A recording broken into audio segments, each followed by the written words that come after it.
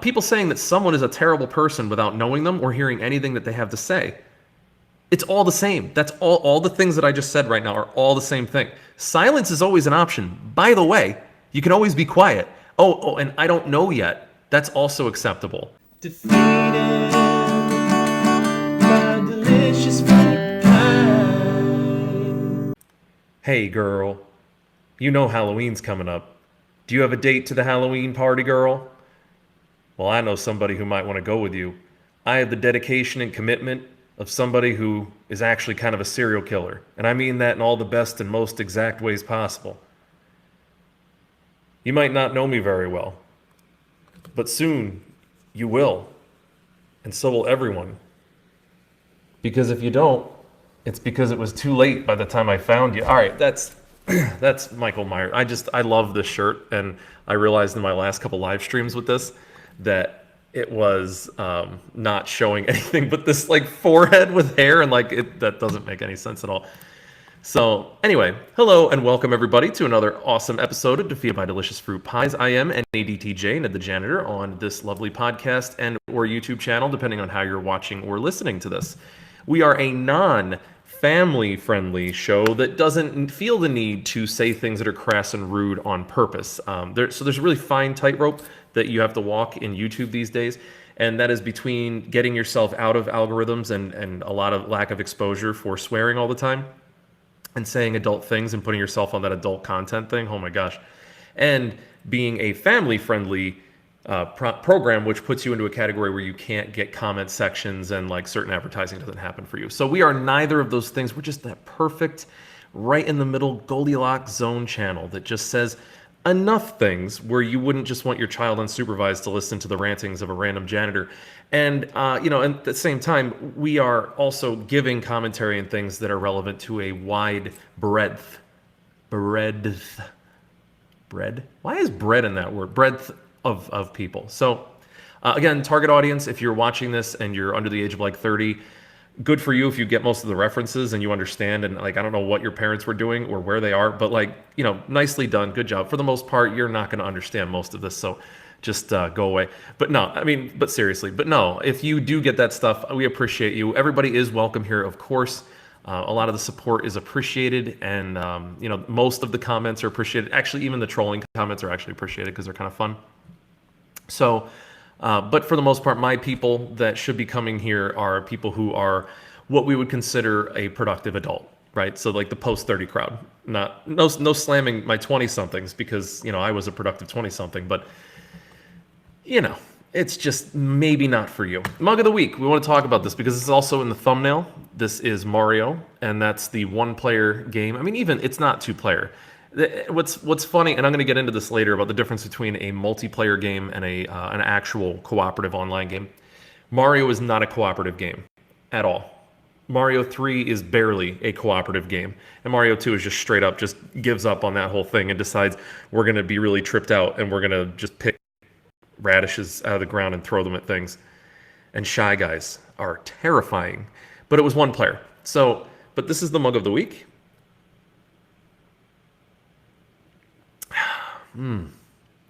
Smells of fall and elderberries. No, it doesn't smell anything like elderberries. I want to talk this week about a very important topic in gaming, and that topic is cooperative online games. And the reason why I want to talk about cooperative online games is because I think it's a facet of gaming that a lot of people are missing out on, honestly. Like when I look at, for the most part, and this is when it was in its heyday, but what Fortnite was, it was a battle royale game. I mean, the idea, like, and PUBG came out around the same time. The idea of the game was that it was you versus the world. It was you versus you versus you versus you versus you. So, yeah, there were team-type versions of that, and PUBG actually had more of a team competitive spot there in that space, so that was better. But for the most part, it was not like a cooperative challenge where you're looking to actually complete something. And so what I realized is that a lot, aside from maybe like NBA 2K now, that's just out now, and like most of your games, even like, and honestly, even your sports games, sometimes especially, like FIFA, I know people who never play with people online. You manage the whole franchise yourself. You essentially play the team. Madden, it's the same thing. You play yourself. You're the quarterback. You're the coach. You're everything. So you are the franchise holder, and then you control everything.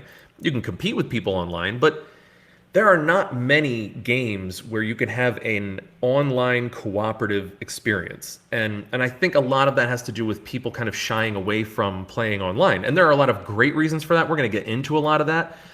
So, and again, you can always feel free to throw questions out there if you want while we're talking.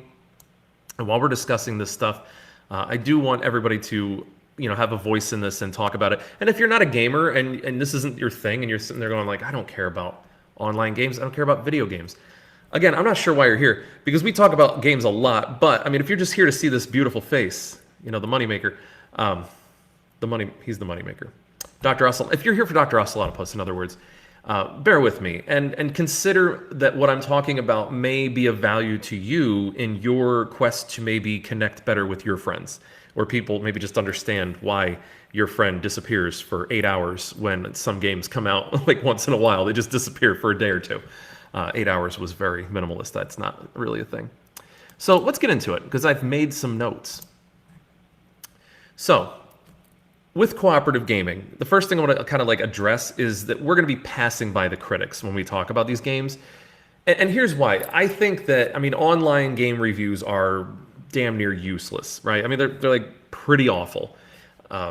I've talked about this last time. Go back and watch the previous episode. I talk about Kotaku and Boing Boing and all those things. You understand what I'm saying. If you've been online at all and you've watched these things, you've listened to these things, you know that there's always, I just saw an article. It was I'll get into it later, but it was bad. And it was like, wow, this is really obviously you're shilling for the company who pays for your existence because you don't care about the subscribers, you don't care what they think, and you're willing to throw everything under the bus if it means that you get to keep doing what you're doing. So, we know they're kind of useless in general, but every once in a while, there's a fair review that comes out, even of your crappier platforms. There's a fair review that comes out. When that fair review comes out, I can almost guarantee you it is a one-player experience or it is a competitive game experience. So I want you to just think back to a time where you saw a game review where people who play games together, it was a group of people who are used to playing games together, they like playing the same types of games together, and they give an honest critique or their excitement about a game that they're actually experiencing together. Just think back to that time. I'll give you a minute.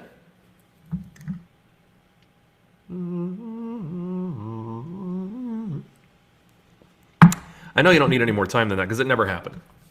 It's too complicated. It's very hard. It's a lot easier to just make some kind of comment on a single player game or a Madden. It's easy to say this felt more like this Madden, and because it's the same game over and over again. Or Shadow of War. This game was like Shadow of Mordor because it did the riding animals thing, and you had to control the big giant trolls, and it was cool. And it's a lot easier because it's one person's opinion, and they're talking about an experience that is very singular and that doesn't rely on anybody else in order for that experience to be improved or to decline. So how could a gaming review site, even a legitimate one, let's say that you were to go to a really good one, Exclusively Games, and you went to go see their review on an online game, even they would have a hard time with it unless they got a group of people together that you're used to watching, you're used to reading, and they say, yeah, well, so we really enjoy these types of games, so this is what we were assuming was going to be like, this is how it played, this is what we liked about each other and our interactions in the game. It would be very hard. You would have to be really intentional about it, and I have yet to see a company really take that and really work with it. So I want to get past any critical review of online games, because online cooperative games specifically, because I think it's impossible to give a legitimate critique of an online experience. And it even says in video games, it's online experiences may vary, something like that, because there's people involved, right? It's like saying it really nicely, some people are the moon star, they're gonna treat you really poorly, there'll be trolls ahead, it's not, and we can't do anything about that. And we're not banning people from playing the game because they just spent money on it too. And some people bought the game specifically to mess with people like you. So good luck out there. I like that. And even the ESRB rating, it says that doesn't include online interaction. Duh. Because if you have your headset on for like, I don't know, a half hour and you just randomly jump into games that are online, you will know exactly what that means. That experience varies. I mean, you could be playing Minecraft and things could get pretty crazy on the voice chat. So, it's nothing like a one player experience with dialogue. It's actually like a mental institution. It's like you walked into or like the prison in Philly that opens up for Halloween. So you can go in there and maybe get accosted by an actual homeless person there, or there's somebody pretending to be a threat. Yeah, and you never know. Or it might be somebody who's hired to be a fake threat, but they're a real threat because they didn't really do a real background check on them. You didn't know that. That's a thing. I mean, but my point is that's a lot like online gaming experiences for the most part, cooperative gaming especially. But competitive games, I mean, there's nothing more toxic than a year ago Overwatch on the PC on mic. Like, there's nothing more toxic. I've literally, like, my friend Erin plays, she still plays it, and I will just go on and I'll listen to it. She'll be like, oh, listen to that. She'll turn it on, and it's like, how are these people on this earth? Like, is it really people on this earth, or is it like recordings of like a loony bin? It's pretty intense. So it's tough. It's tough to say, I know what my gaming experience is going to be like because somebody else said that they had a good gaming experience online when it comes to a cooperative online game. So we're getting past the critics. I want to talk about what's fun about online gaming, because like online gaming is really fun for different reasons. So one of the first things that makes a game fun online is the ability to compare and see each other's characters, for instance. Like, so customization, variations, different class skills, compatibility, and ways that you can like look at each other online and like interact with your friends and goof around. That's one really fun thing about playing online, is like, so you can just kind of see, like, I was playing online today and I got a new skin for my character, so it looked completely different. It was really cool looking. And then I got a new mount for my guy, like, and so that looked awesome too. And I got a new title because we did enough challenges together today where I actually got a brand new title, which is pretty rare. I mean, I only have like 10 titles in ESO, but it was really fun. And we could look at like each other's stuff. Like, I saw Chris's character, I'm like, holy crap, like I haven't seen it in months and it looks awesome. Like, the customization is insane. Like, I saw this guy who looked like a witch and it was really cool. Like, his costume was really cool. And he was also really crazy. He was level like 810. I think I'm like 160 something. I don't know. I'm not really that high up, but it was really fun to be able to see all these different things and interact with each other, just kind of admire and appreciate the individualism of our characters. So like, wow, that's really creative that you did that, and it's really cool that my guy looks so much different than yours. The next thing that's really fun in cooperative gameplay is the feeling of a shared victory. So like, I'll give Left 4 Dead as an example, and we'll talk about Left 4 Dead a little bit later, but if you can beat expert mode and expert realism with a group of people, and you can get through a campaign in Left 4 Dead, it feels like a big accomplishment for the group because you had to cooperate. You had to pick each other up. You had to shoot zombies that were coming up from behind people. You had to melee and not shoot each other in the head. Hey, try not shooting each other in the head. Hey, Tim, try not shoot me in the back of the head with a shotgun next time. Anyway, it's really an accomplishment. It really is. Like, sharing health kits and sharing pills here, and like, that's really an accomplishment. It's fun, and it's like, wow, we did something. Like, we did something that there is no way I would have done with stupid AI characters that run all over the place and get killed on expert mode, even though they're all like sharpshooters on easy. It's just cool. It's really cool to have that online victory. So that part I really enjoy about online gaming. The other thing about online gaming, cooperative gaming, that is superior to like other types of gaming is that you can make things bigger and harder.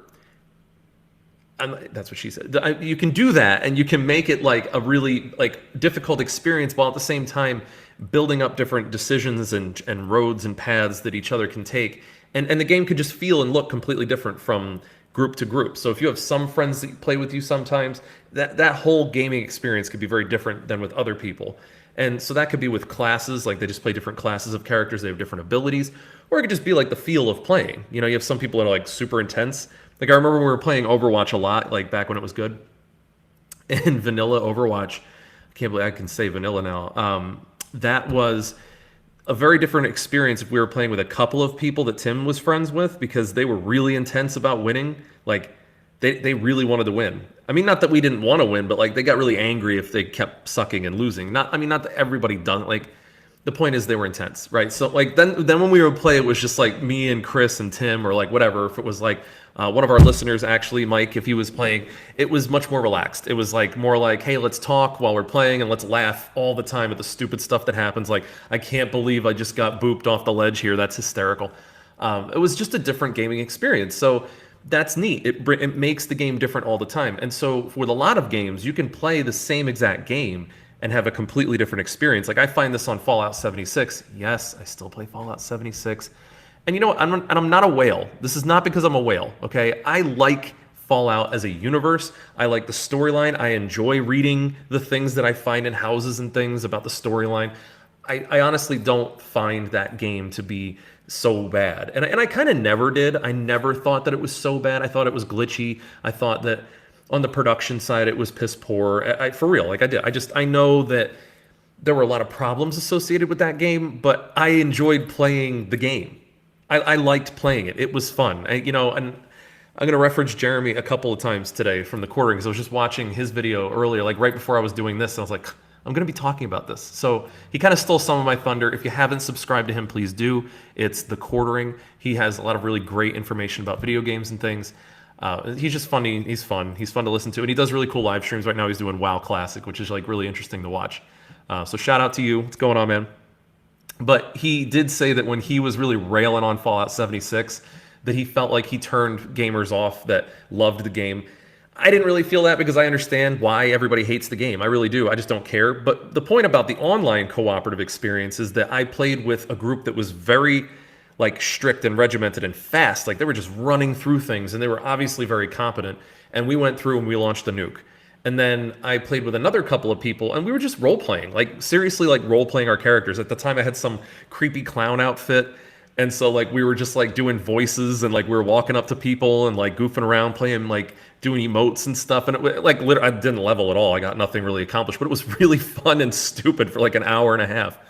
Kind of like watching somebody's live stream sometimes and sending them a lot of random messages. That could be fun. And if I ever do live streams, I expect you all to do that, too. Talking to you, Jack Reynolds. So that's a lot of the fun part of cooperative gaming. And then there's one of my favorite things about video games that are cooperative online, and that's the minigame. So for those of you who are not familiar with the minigame it was started in Left 4 Dead 1 on expert mode, when we would get really frustrated because we kept dying over and over again. In the safe room in the very beginning, you can still hurt each other. And so it just started one day that one of us would just shoot the other one as soon as we spawned, and then we'd all just keep shooting each other until everybody was down, and then we'd start over and try it again, and we would do that a lot of times rather than play the level, because it was actually like way more fun. And we just called it mini game. Boom, boom, boom. It's hilarious. So there's always these mini games that you place in Remnant. Colin, who was just on the show recently, again, he and I played it, and we were just like standing around in the safe area. And we just started shooting each other and seeing who could get the other one down. And it was like, it's fun. It's a fun minigame. You just goof around with each other, you shoot each other, and that's funny. Like, it really is funny. It's like, it's this mini, like, haha, I got you, but it doesn't mean anything, because you get back up and then you go and play together. Not every game has a good minigame. Just not gonna lie, like ESO has dueling, which is funny. It's really funny to watch people duel, and I enjoy that thoroughly. But it's not quite the same, because there are level differences and things, and if somebody has too many abilities, it's not really fair. Whereas in Left 4 Dead, it's completely fair. It's totally even. You both can pick up the same gun, and you could just shoot each other. It's just totally even. So not every mini game is as good, but that's something to consider when you're thinking about your online cooperative gaming experience. All right. So, what's another thing that would make an online cooperative game something worth having and a really good game? I would argue a strong offline experience is also important, because if, again, you're over 30 and you're watching this, number one, I guarantee you're watching this or listening to this in your car, on your way to work, in the morning, on your way from work, You're watching this like in the background while you're doing something else. Maybe you're playing a video game while you're listening to me, in which case, what's up? You're doing a terrible job at commenting. Again, please like and subscribe and comment. Like a lot of new subscribers. We are up to, I think, 2,500 now. And while that's growing, I would love to have more interaction in the comments section and have you guys talk to each other. I think that that's important. And I think liking the videos for the amount of people that are on these and are watching them, it would be great to get some more likes. It's very hard to build traction as an independent creator on YouTube these days. And I'm not saying that to complain. I'm saying that because it's true. And I'm up for that challenge. I'm excited about it. And that's fine for me. I think, if I do this for about 25 years, I'll eventually have like something worthwhile in doing. I don't care. It's not because of that. I'm not one of those channels where I'm trying to build something up to make a living. That would be great. I still would do what I'm doing in my life because I care very much about it and very passionate about what I do. But it would be nice, but it's not necessary. But I honestly know that it would just be more fun if everybody was interacting more in both the comments section and also in liking it and subscribing and telling other friends. So share this video and subscribe to this, all those nice things that you do for people who ask you to do that. I'm really bad at asking for that because I'm not like a polished professional YouTuber, obviously. So, yeah, I know. But when we're talking about like a fun online and offline experience, what I mean by that is like you people who are listening to this, you people. What do you mean you people? What do you mean you people? You're busy. Your friends are busy. You're all getting older. That's something true about everybody who's watching this. I mean, none of you are getting younger. None of you. Unless you did that drug trial in California where they actually took like 5 or 6 years off of somebody's life. There was like a small group of people and they used like anti-diabetic drugs and something else, and they actually made them like their genes got younger, like on a genetic level they reversed their aging process. Like it's pretty crazy sci-fi stuff. You can look it up, like reverse aging drug trial, and you can find that's really, really cool stuff. It's crazy. If I find out what those chemicals are, I am so doing that already by myself. But don't do drugs, and I'm not encouraging you to do that. I'm just saying I would for science. I would do it so you don't have to. In other words, I would do it and then not encourage you to do it. Yeah. But anyway, so you're busy. And because you're busy and your friends are busy, you're not always going to get to play together. But yet you may be able to grab half an hour here, an hour here, maybe 45 minutes here to play one of your favorite new games. So it can't always just be a dungeon crawler, although I got to tell you, Dead Cells is awesome. And I know I'm so late on that, but it's free right now on Game Pass. So I got to play it recently. It's awesome. It's just a great crawler. I like the abilities. The combat's really fun. It has things to learn and get better at. Enemies are unique. It's just a really good experience. I actually really enjoyed it. So, just think about that. That's something important to consider. But you can't always just do a dungeon crawler, and you can't always just do an RPG. I'm honestly kind of over the RPGs. Like, I'm not big on newer RPGs. I haven't really played a good RPG game in a long time. Like, I don't even remember. Like, JRPGs are good still, obviously, but like RPGs themselves, newer ones are not necessarily better. So I do enjoy playing like Remnant and like Borderlands when it's one player. I like the one player mode in Dead Island. I like to play these games by myself too. And then I like to play online as well. So not all games have good mixes of online and offline play. And, that's a shame. I think that's actually a pretty big tragedy because if you're not able to play the game unless your friends are there, in my mind, that's not a good online co-op game. It's just an online game. It's like Warframe. Like Warframe is one of the most boring games to play by yourself ever. Like ever. And it's a cool game to play with your friends for the reasons that I kind of talked about before. It's kind of an MMO at this point, but it's just not a great online, like offline game. And you can't play it offline, really. You can just play single player in that world. But you have to log in to play. It's like an online experience. There are a lot of games like that. Like my biggest critique of Dr. Mario World on the phone and tablet is, and I don't know why it's not on the Switch. Like, riddle me that, right? It's so stupid. Anyway, that game is horrible because you can't play it without an internet connection. Like, you actually cannot play the game offline. You have to be using data the whole time you're playing that game. And if it gets interrupted while you're playing, I had a game where it was timed and it stalled out because the internet connection slowed. And then when it came back to, I ran out of time. It was just like, nope, you're out. It just like drained 30 seconds because it took that long to reestablish the internet. Like, horrible. Terrible design. That's just a horrible idea. That's not a good co-op game. That's a game where you have to play online. And you know, that's not the same as a co-op game on a console or a computer, but you get what I'm saying. A lot of what happens with these online games is that they really are just for playing online. Like Fallout 76 is a perfect example of this. That is not a single player game. And if it was, it would be a very cool single player game. If it was Fallout 5, it would have been very fun. Or if it was Fallout West Virginia or something like that, like New Vegas, it was just a online, offline game, it would have been an awesome expansion to 4 or like a side game like New Vegas was. But it didn't turn out that way. It was an online-only game. And here's what I mean by why that's not really a good co-op game. Think about one of the things that I just said before was awesome about a cooperative online game. That you get a different experience and you get to win these big victories together, and it's a better enhanced experience with your friends playing with you. That's not true of a bad online game. It's just there is no other way to play. Like, it's just not really playable by yourself. It's just stupid and you're wasting time and it's not fun and you can't do most things. Like, and even like I'll take ESO again, pick on that a little bit, but there are like go to Craiglorn. It's just like it is a group area. You can't solo that place. I mean, maybe that level 810 guy can. I can't, and that's really not fair and it's not fun. It's just not very fun to play a game where you have to have people there. So like then like if my friends are not there, really that part of the game isn't available to me, and that's just not well made. I just think that's not a well made game. You should be able to play it any way you want. It should just enhance your experience uniquely when you have people playing online with you, and that's just not the case for the majority of games out there. So that's another big criteria there. There you go. Level scaling and loot sharing. So these are what make this is like the bread and butter of a good cooperative game. So number one, level scaling. So if you happen to have a friend who is able to stay up until 4 in the morning all the time, Tim, and play this game when you're not around, it works a lot better for us to play if when I hit the enemy, it still does 10% of its health, and when he hits the enemy, it still does 10% of its health, because we're scaled.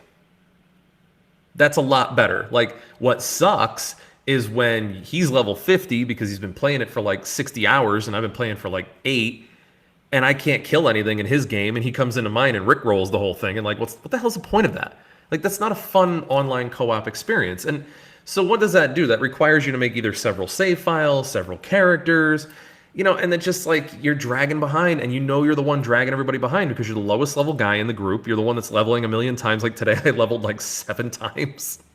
Because I'm like so far below the other 2 players. And that's just the way it is. But at least in that game, they scale it. So like I was able to play at the same time as them, and I was able to make a meaningful difference to the match because the enemy scaled to you. Very smart, very good, very, very well done. But I mean, there are a lot of games where that's just not the case. Games that don't have levels, but like, you know, leveling systems, don't have perks, don't have tiers. Those are great games that I can pick up and play with my friends whenever we're both available. And then they have a good one-player experience. I can get at the game, turn it on, play it by myself, and that's fine. And, you know, and it just has that versatility to it. And then loot sharing. If you're not going to have that, and you are going to have things like items and weapons and stuff, at least have shared loot so that it's not so unfair that like the guy who's 12 levels ahead of you is just like creaming all the enemies as they go forward. They're taking everything and you're just kind of running behind like, I got some experience, I killed a mall rat, like, yay. That's horrible. That's a crap online gaming experience. And again, I'm saying this because there are games like that out there. So these are things that you should be looking for. Replayability. The ability to go back and maybe beat a game again, secret bosses, new game plus, features that only unlock when the game is beaten, the main campaign is beaten, adventure mode, dynasty modes, like different modes in the game. All of these things are what allow for replayability. And in an online experience, that's very, very important. It's actually more important. And this is something that like World of Warcraft figured out, EverQuest 2 figured out. Final Fantasy Online kind of figured out late in the game that it's not so much about the fact that like we made this great campaign mode. It's about that we had something for a group of friends to go do continuously. And it was similar, but it wasn't exactly the same. We enhanced the storyline. We made a boss harder. We had a different mode. We had a time trial mode. We had a one-hit kill mode. And we did things that allowed for these friends to get together and have a new challenge all the time. Because, again, going back to what's one of the most fun things about co-op games, the shared experience of victory. That can't happen if you don't have replayability. So you have to look for that. You have to look for things that say like New Game Plus, different adventure modes, things like that. Games that have fit this bill, I'm just going to give a brief list and then discuss them. Left 4 Dead and Left 4 Dead 2, Borderlands 1, 2, and 3, Dead Island 1 and 2, well, Riptide, but 2, ESO, Remnant from the Ashes. These are all games that I consider to be great online cooperative experiences. And that's really a short list. And most of them are zombie games. And it's really weird because there's not a lot of games. Honestly, in this space, it's once every like 2 or 3 years that we really get a great online cooperative game. That's just true. I mean, think about like Left 4 Dead came out like 12 years ago. I mean, it's over a decade. Left 4 Dead 2 a little bit after that. So like we're talking like 10 years ago, we had a great 4-player zombie game where you could run around and didn't level up, and it was a pick up and play game that had a lot of difficulty levels, something for everybody, and it was 4-player, and it was really challenging but really fun. And don't tell me World War Z fits that bill. Here's why. And I bought World War Z and I did enjoy it, and I reviewed it on this show. You can go back and look for it. I think it's closer to the beginning of the series as I renewed it. But oh god, they're coming for me. Oh, no, it wasn't for me. I just thought because I was talking crap about World War Z and I was going to talk some trash about EA and 2K, and I know that they send goons to the door. So, but anyway, World War Z has leveling. You can level your character, you can level like guns and weapons. Like it's just, obviously there are a lot of advantages to somebody playing it for 25, 30 hours. There just are. There are a lot of advantages, and not everybody can do that. I certainly haven't been able to do that yet. I've played like 3 campaigns. I haven't played every campaign in the game, mostly because the game is not complete yet. It's almost like you have to play through the game so many times just to level up everything to finally have a character that is complete, that you can then use all of their abilities, and it can be consistent and fair for you to be in a group with other people. Because if I'm like a level 1 and I have crap weapons and I haven't leveled up any of them, and then I jump into somebody's game, I'm not an asset. Because they're playing it on the higher challenge level, and they want the good challenge, and they need an equal player to them who's maxed out. I'm not maxed out. And there's no max out mode. Like, this is just not well planned out. They wanted it to be Left 4 Dead 3. It wasn't. It was level up for Dead. And that sucks. Like, that's just really crappy. It's my biggest qualm with the game. The tutorial mode was not that fun. It just was not... It feels very squishy. The zombies feel like bullet sponges. It's not a very fun online cooperative game for that reason. But this list has like Left 4 Dead, Borderlands, Dead Island, ESO, Remnant, 5 games. I mean, you may comment below that there are other, and please do, comment later on about other games that, were good like that. They're good online co-op games. But there's just not many. Think about what Left 4 Dead does. I already explained how that. It had the minigame, it had the no-level system, pick up and play, a great one-player experience that was very playable on normal. It was a challenge. And then an online co-op experience that's really, really funny and fun. Replayable out the wazoo. It has lots of different challenge modes, and it had some of the hardest achievements in the game. It also had a versus mode, so it had cooperative and competitive, or co-op-petitive. How Borderlands 3 is co-op-petitive. It's very replayable. So that like is kind of the gold standard of like a really good online co-op game. But you have to like first-person shooters, and you have to not be turned off by blood and guts and boomers. Boomer! Not that kind of boomer, but pants. Pants. Like the corn. Anyway, I'm not going to get into that right now. Borderlands. Borderlands was fantastic. It had scaled things. You could jump into somebody's game. They could jump into yours. It didn't have the full scalability like it does now in 1 and 2. So you did have to be careful. But, that was easily, like, I wanted 2 characters, so I had an online character that I would only use when I was playing with my friends. We scheduled time together. We played, and we ripped through that game. We went through the whole game together and did everything. Then there was my one-player character that I just played, and I loved that guy, and he was really fun, and he just was max level and whatever. That was fun too. But not quite as good as Left 4 Dead for that reason, honestly. And they fixed that now with scalability and loot sharing. But like it was basically like, oh, do you need this gun? No, I need this gun. Whatever. It depended on your character type, what gun you would really do best with. So at least they had that. Dead Island was very, very good with online co-op.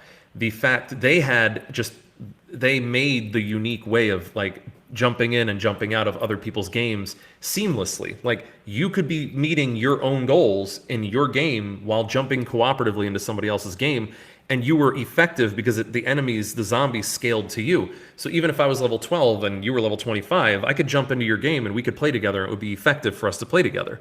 And that's really cool. And the weapons that for enemies that you killed, you would be able to get the drop from that would be your level, and if I picked up something, it would be my level. So we would just be careful about who opened what chest, and the item would instance for that person. So it was just a really, really well done online system. It was very seamless. I enjoyed that very much. I played through Dead Island 1 and Riptide and the Xbox One versions of those both.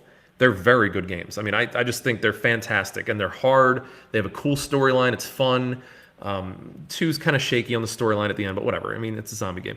But it's very fun. It has all that replayability and all these other things that I talked about before.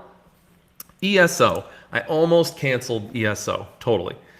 Except for today, I happened to be online, and Chris got online, and then he was like, oh, do you want to play a little bit? I was like, yeah, I guess. So I got it back up and running, and I was like, all right, let's do this. Let's play a little bit. I'll see if I still want to play this game.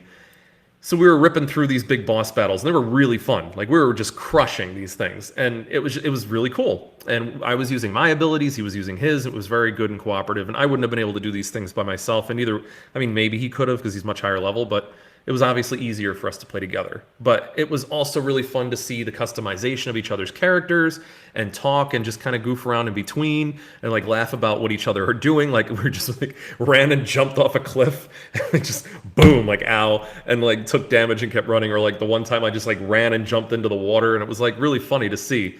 And we're looking at each other's like character skins and stuff. So that was awesome. It was really fun. And then Kurt jumped on, and then we were really trucking. And I got through like all these challenges, and I got levels after levels, and then I finished and got a title, and it was just like really funny because Chris didn't even get that until like today. It was really funny. Had a great time for all of the reasons that I love an online video game. And we literally were doing the same events back and forth over and over, and it was not boring. It was very fun.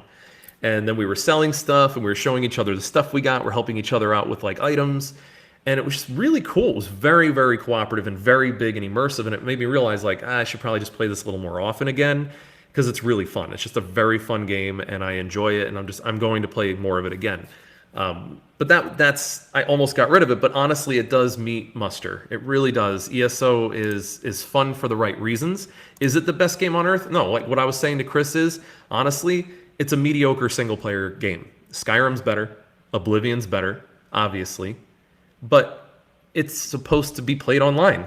It really is. I mean, it's not really supposed to be played alone.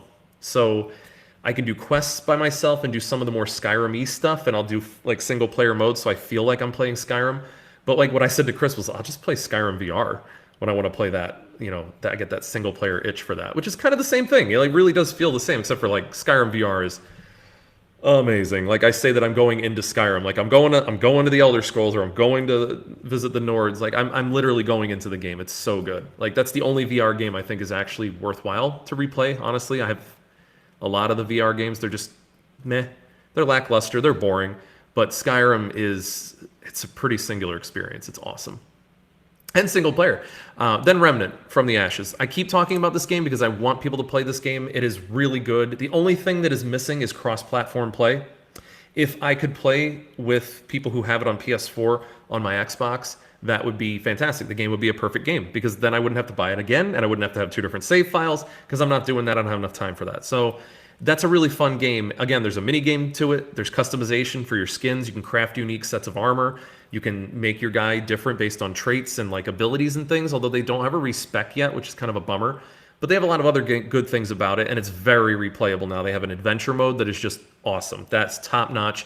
It makes the game like an entire other game playable. It's just phenomenal. They really did something good here. It's just a great game to get. I was saying it was a Dark Souls kind of clone.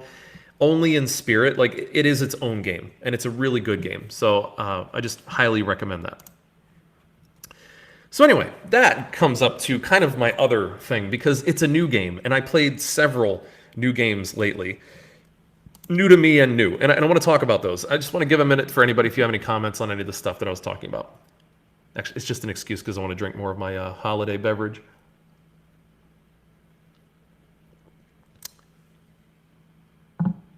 Okay, so I've made a joke in my profile for PlayStation that says I have a backlog so big I could build a cabin.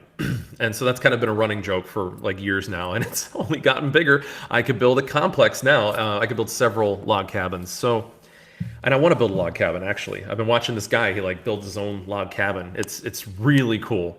It's called My Self-Reliance. It's just seriously, that channel blows me away. This is one guy building a log cabin. A couple friends helped him a few times here and there with some things, but he built that house himself. It's just so impressive, and it's so peaceful and calming to watch. Like, oh, it's awesome. So again, subscribe to that. Go check him out. He's really cool. I really enjoy that. I'd love to interview him just to find out more about him as a person. I think he's very interesting. But my video game backlog is not actually useful material to build anything except for frustration, because it's just, there's so many games. Like, I have so many games that I still want to play through, get through, start playing. Like, I still want to play a lot more of Mario Maker 2. I haven't even gone through the like campaign of that. Like, I've had that for a long time. I played Breath of the Wild like a year and a half after I bought it, and I love that game. I still haven't beaten Mario Odyssey. I know. I haven't gotten through all of it. I literally stopped playing after a little bit, and I loved that game. It was so much fun. I just kept going to different games. Enter the Gungeon I went all the way through and beat. That was awesome. But there are a lot of games that I own that I haven't beaten. There are at least two Batman games. There are a few Telltale games. Like, I have a lot of stuff. Like, a lot of stuff on my backlog. And that's a problem. It sucks. That it's actually, and you probably have some of these as a gamer as well. If you don't, I can always tell, like, people who have a gamer score of like 40, 50, 60,000, you don't have this problem. Your backlog is not your problem. You're not a completionist. You just play games and you rip through them. You don't try to get everything. You don't try to complete everything. You don't do every challenge. You just rip through those games, and then you go to the next game. You get bored with that. It's time. You finished it. You're time to play the next game. You're not replaying games. My gamer score is still, it's like pretty measly. It's like 36,000 something, but I have many games at 100% because that's what I spent a lot of time doing. I just spent a lot more time trying to complete those games. So but it's a bummer, you know, and playing games too many times. And I'm so guilty of this. Skyrim, Xbox 360, bought that, 100% completed.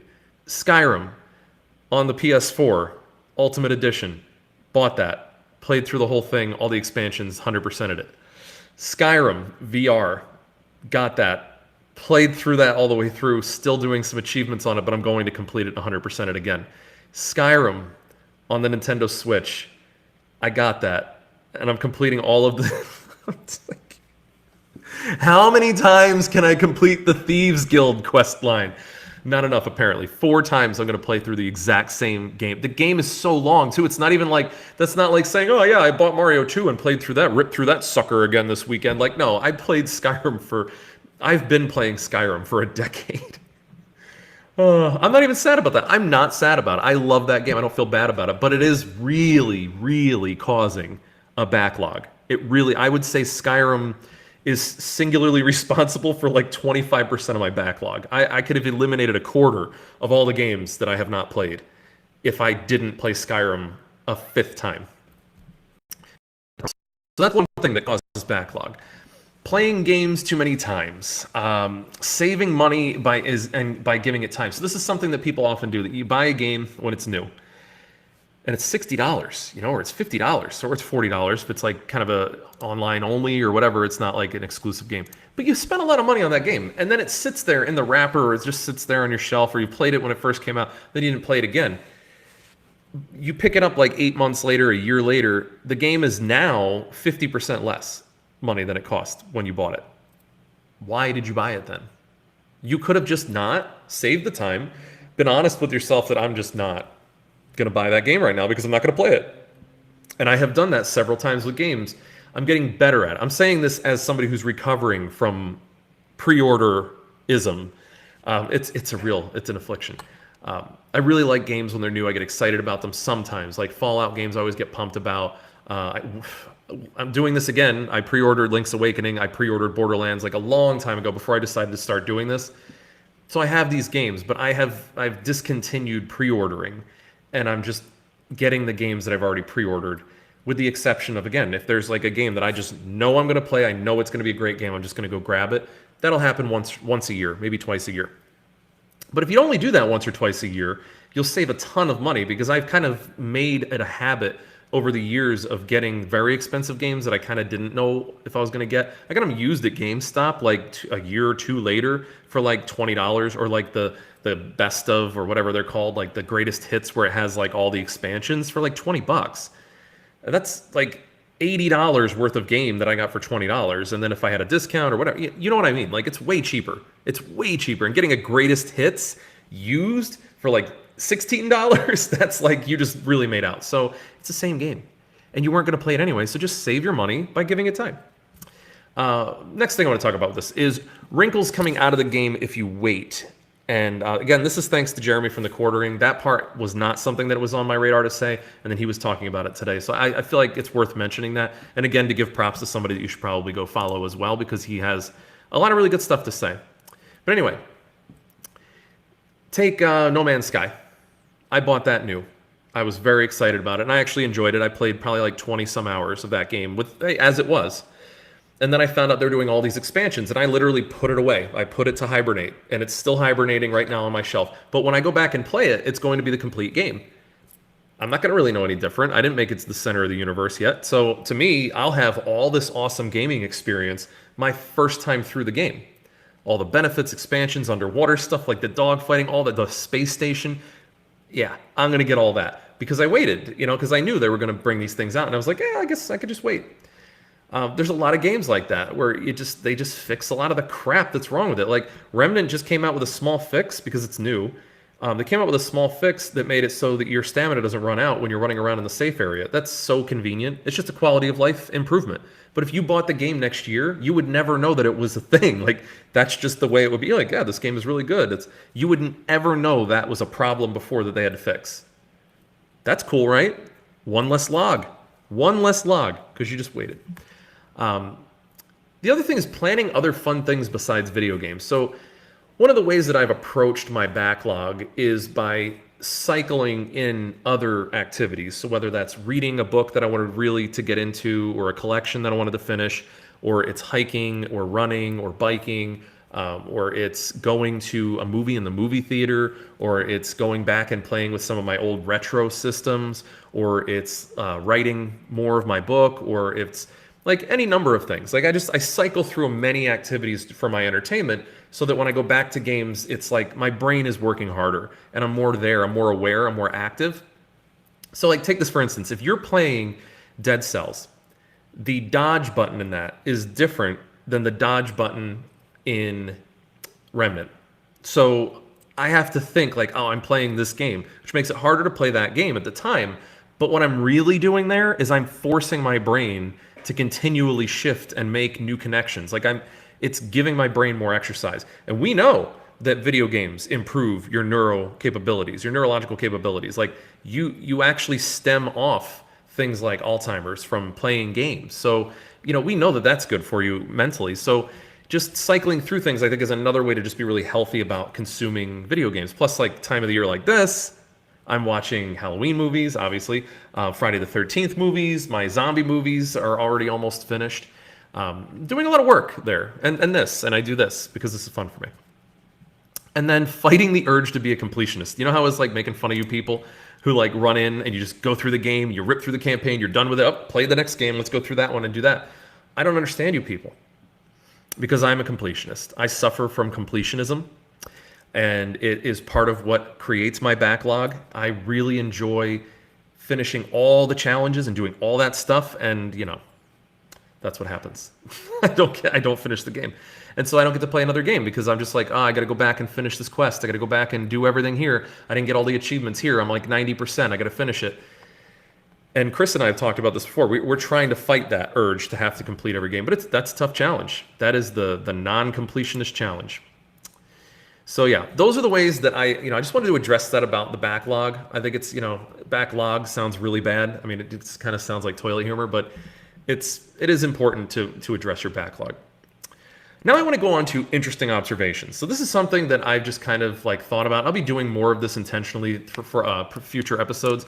But interesting observations are just things that I noticed that I think are funny because it's either really stupid or really hypocritical or really ironic, or just like really funny to watch, like just something that's just genuinely hilarious to see. So the one thing that I noticed this week was people commenting on games they haven't played.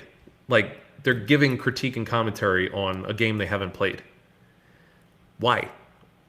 How do you know? Is it fun to play or not? Like, I honestly don't care about any other thing about a video game. And I was telling Chris this earlier today. I want to know if the game's going to be fun to play. That's all I care about. I want my video games to be played. I don't want them to have to teach me something new. I don't want them to have some kind of commentary. I don't want them to have been produced in this like super ethical way. It's my video game, right? In the real world, I will stand up and fight with you for whatever cause you believe in, as long as it's not like stupid and horrible. But let me play my video games and have my weird fantasy worlds where, like, you know, trees have taken over apparently, and tree people are trying to kill us all. People saying that a movie is terrible without seeing it. I see that a lot. You know, I really see that more often. Where I'll hear somebody talk a lot of trash about a movie. I'm like, oh man, that sounds horrible. When did you see it? Oh well, I didn't watch it. I just read about it. Well, did they watch it? And now they really are coming after me because I'm starting to talk some shit. This is serious, though. Like, if you haven't watched the movie, why are you talking about how good or bad it was? Just go watch it. And if you don't want to go watch it, that's fine. Just don't. But don't say it was bad. Like, you just didn't watch it. You don't have to say, oh, I didn't watch that. I was going to suck. I knew that wasn't. You don't have to say that. You don't know. People saying that someone is a terrible person without knowing them or hearing anything that they have to say. It's all the same. That's all the things that I just said right now are all the same thing. Silence is always an option. By the way, you can always be quiet. Oh, and I don't know yet. That's also acceptable. But like, if you haven't tried a video game, if you haven't watched a movie, if you haven't heard or watched or read something from somebody, you don't know their opinions, don't comment. Like, being quiet is a completely reasonable way to go about your day. In fact, I encourage you as often as possible, when you don't have an intelligent thing to say about something, to not say something at all, because then you just said something stupid. Right? You know, because it's not intelligent. The point is, don't do drugs, okay? Don't say stupid stuff about things you don't know what you're talking about. And don't do drugs. And don't talk about drug. I don't know. That's that one. It all falls apart with the drugs. You can talk about drugs and not do them, because you can see that they kill people, you know. But until movies kill people, oy, don't do drugs. Anyway, that's all for today. I really didn't have anything else I wanted to talk about. I was really more focused on video games, but I'll be doing more observation things like that later on. So stay tuned for that stuff. As always, you can write in to defeatedbydeliciousfruitpies@gmail.com. You can always send me a message or a comment on here. Please, again, subscribe and like this stuff, like what we're doing. I get to 10,000 people or 5,000 people maybe, I'll do some merch. I have decided that. So, all right. I hope everybody has a great week. Send in your suggestions for different topics for next week. Otherwise, it's going to be probably something more in the vein of Halloween. Again, I don't know. It'll be something, but I'm sure it'll come up. But help me out. Help me out. Help me. Help you. And don't do drugs. And don't talk. Just don't talk. Don't say anything. Defeated.